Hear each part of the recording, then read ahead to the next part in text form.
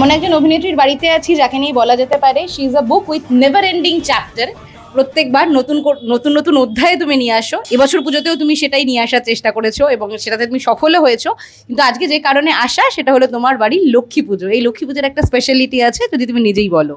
এটা আমাদের বাড়ির বহু বছরের পুজো, অনেক মানে আমার জন্মের আগে থেকে তো বটেই। বাবার ঠাকুমারা করতেন আর কি, তারপরে আমার ঠাকুমারা করতেন, তারপর মায়েরা করতেন, মায়েরা পিসিরা বাড়িতে করতেন, এখন আমি করি।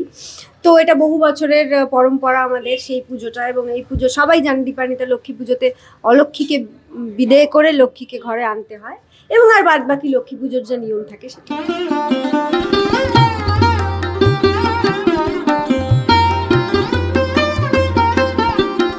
আমরা কথায় কথায় বলে থাকি লক্ষ্মী বড় চঞ্চলা, এবং আমরা জানি যে মনামি ঘোষও কিন্তু লক্ষ্মী মেয়ে, মানে বাড়ির লক্ষ্মী মেয়ে, কাজের ক্ষেত্রে সে লক্ষ্মীর মতন করে জিনিসও গুছিয়ে রাখে।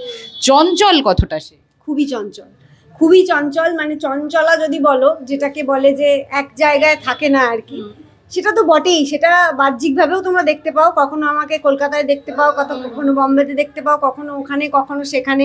তো সেই হিসেবে চঞ্চলা। এবং মনও যদি বলো, তাহলে আমার মনও খুব চঞ্চল। মানে সেটা হয়তো সবাই বুঝতে পারে না, কিন্তু আমার মন খুব চঞ্চল, বিচলিত হই আমি। মানে এখান থেকে বিচলিত বলা যা চলবে কিনা ঠিক আমি জানি না, আমার খুব চঞ্চলা। এটা ভাবছিলাম, ভাবতে ভাবতে ওটা ভাবছি। মানে ধরো আমি আমার ঘরে আছি, ঘর থেকে একটা কিছু মনে হলো যে এটা নিতে যাব, এটা একতলায় আছে, একতলায় গেলাম, গিয়ে অনেক সময় ভুলে গেছি, কারণ আমি ভাবতে সিঁড়ি থেকে নামতে নামতে আরো অনেক কিছু ভেবে ফেলেছি আর কি। একে বলে মন চঞ্চলা। তারপর আবার অনেক কিছু করে বলবো, আচ্ছা আমি এটার জন্য এসেছিলাম। তো এরকম আমি এরকম। আমরা একজন সিনিয়র একজন থট বাবেলের কথা বলেছিলেন। এই যে তুমি কথাটা বললে, আমার মনে হলো থট বাবেলের কথাটাই, সেই কথাটা আরেকবার ঘুরে ফিরে এলো। তো অনেক সময় হয় এই থট বাবেল যাদের, মানে যাদের অনেক চিন্তা মাথায় ঘুরে ফিরে আসে, তাদের ডিসিশন মেকিং এ সমস্যা হয়ে যায়। মনামি ঘোষ কিন্তু নিজের ডিসিশনগুলো হতে পারে, নিজের কেরিয়ারে কিভাবে চলবে, কোনটার পরে কোন স্টেপ নেবে, সেটার ব্যাপারে সবসময় খুব হেডস্ট্রং ছিল। সে কখনো এদিক থেকে ওদিক, মানে 4-5টা অপশন একসঙ্গে অনেকগুলো অ্যাভেল করে নেব, সব চাই, এটার দিকে যায়নি। এটা কি একটা মেডিটেশন, নাকি এটা কোথাও না কোথাও ওই মানে বড় হওয়া, যাপন, নিজেকে নিজে বোঝানো, সবটা মিলিয়ে, বয়স সবটা মিলিয়ে হয়েছে? না, আমি যে খুব অনেক কিছু অপশন ভাবিনি তাও কিন্তু সত্যি নয়। সেটা হয়তো বাইরের লোকরা জানতে পারে না। এমন অনেক সময় অনেক অপশন থাকে যেটা খুব ভাবিয়েছে আমাকে, যে আমি এটা করব, ওই পথটায় যাব না ওই পথটায় যাব, এটাও ভাবিয়েছে। কিন্তু আমি একটা আমার যেটা বলতে পারো যে আমার একটা উদ্দেশ্য আছে, একটা পারপাস আছে। মানে আমি কি করতে চাই সেটা আমি কোথাও যেন জানি। এবার সেটা জানি বলে সেই দিকে আমাকে যেটা নিয়ে যাবে আমি সেটার সঙ্গে সঙ্গে গেছি, এটা বলা চলে। কিন্তু তার জন্য যে আমার কাছে লোভনীয় অন্য জিনিস আসেনি, যে আমি এই অপশানটা বেছে নিই না, এটা তো আমার কাছে আসছে, এরকম কিন্তু নয়। এরকম আমার ভাবতে হয়েছে প্রচুর, কিন্তু আমি আলটিমেটটার কথা ভেবেছি, যে ওইটাই ভাবছি, হয়তো পৌঁছতে পারবো না, কিন্তু যদি আমি ওইটাই পৌঁছতে পারি তাহলে আমি এটা করলে চলবে না, আমাকে এইটাই করতে হবে আর কি। তো সেই জায়গা থেকে ডিসিশন নিতে হয়তো সুবিধা হয়। মনামিদি, সেক্ষেত্রে জীবন থেকে কোনগুলো এডিট করে বাদ দেব আর কোনগুলো রাখবো জীবনের ট্রেলারে, সেটা বোঝাটা খুব দরকার। তোমার এক্ষেত্রে দাঁড়িয়ে এই জাজমেন্টটা কে করে, তুমি না তোমার মানে অন্য কে, মানে বাড়ির গার্জিয়ান বা? না, বেশিরভাগ সময় আমি নিজেই করি। মানে আলটিমেট ডিসিশন আমার থাকে। কখনো কখনো আর কি বাড়ির লোকজনদের বা কাছের লোকজনদের হয়তো একটু জিজ্ঞেস করি, পরামর্শ নিই, যে এই জিনিসটা এইটা ওটা ওইটা, আমার কোনটা করা উচিত। সেই পরামর্শটা ওরা ওদের মতটা দেয়। হয়তো দুজনকে জিজ্ঞেস করলাম, দুজন দু রকম মতামত দিল, তখন আমার মুশকিল হয়ে যায়, তখন আমাকে এই ডিসিশনটা নিতে হয়।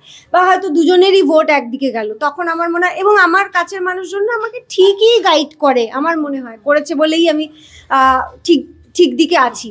তো সেই গাইডেন্সটা পেয়ে গেলে আমার তখন ডিসিশন নিতে একটু সুবিধে হয় বটে। মানে আমি জিজ্ঞেস করি না তা না।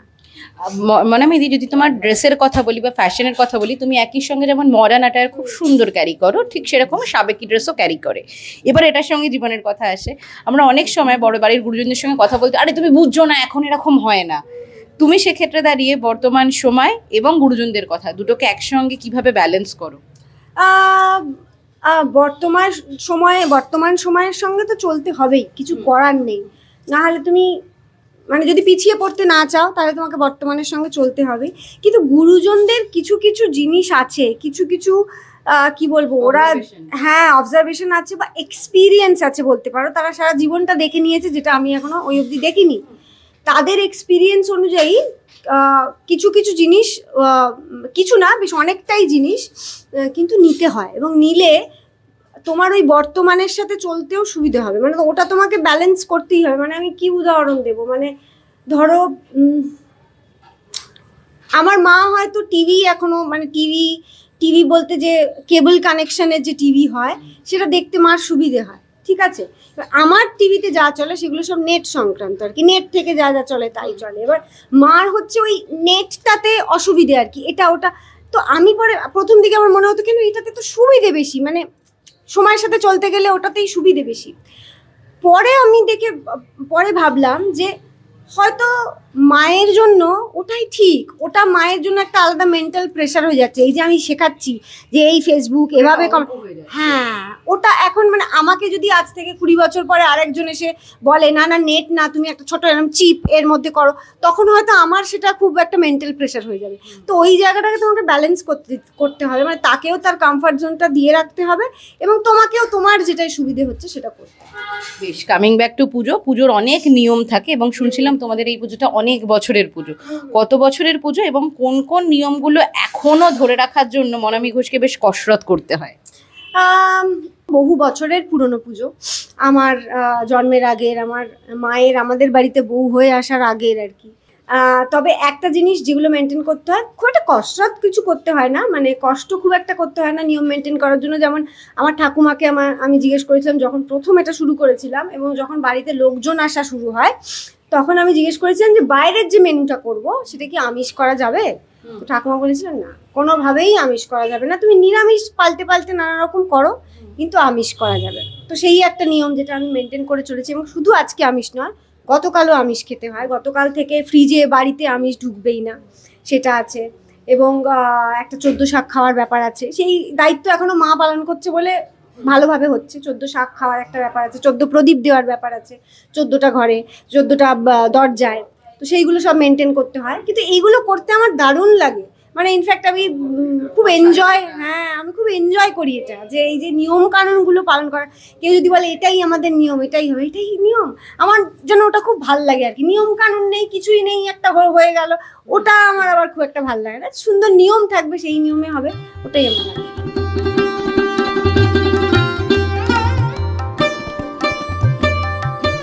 তাহলে মনামি ঘোষ কি একটু বাউন্ডুলে না একটু বাঁধনেই বিশ্বাসী?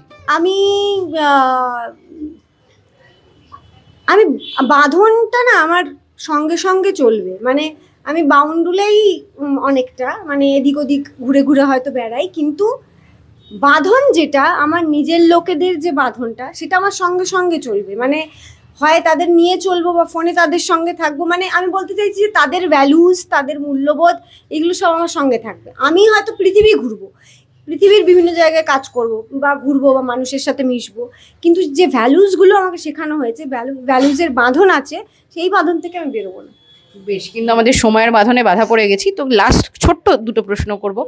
এক, যে শুনছিলাম তুমি বাজি ফাটাও, কিন্তু সময়ের সঙ্গে বয়সের সঙ্গে শব্দবাজি থেকে নিজেদের সরিয়ে নিয়েছো পারিবারিক জায়গাটা, সেটা কোন সময় থেকে বা রিয়েলাইজেশনটা কিভাবে এলো?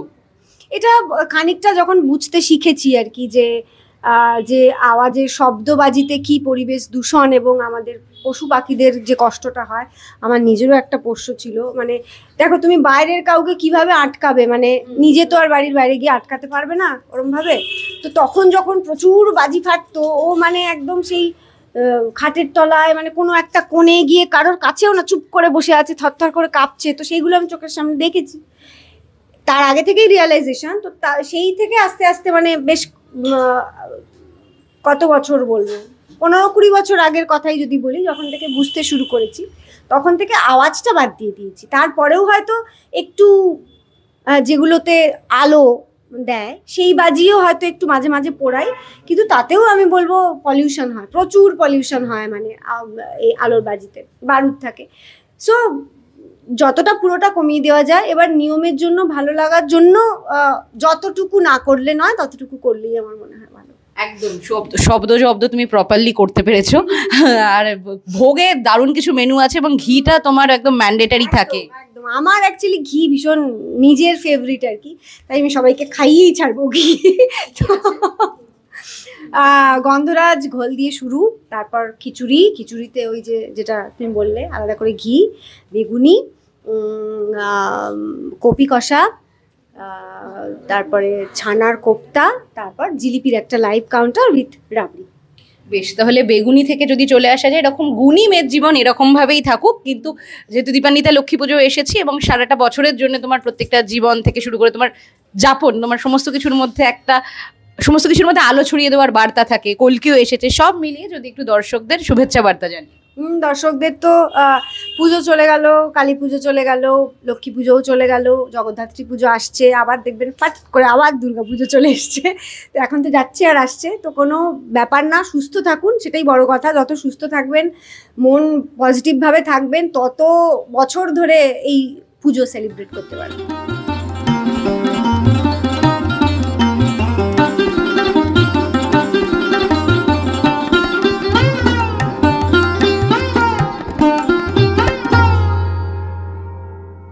টলিউডের latest update, gossip and entertainment পেতে সাবস্ক্রাইব করুন শুধুমাত্র সিটি সিনেমা, আর ফলো করুন সিটি সিনেমার Instagram, Facebook, Twitter and ShareChat page.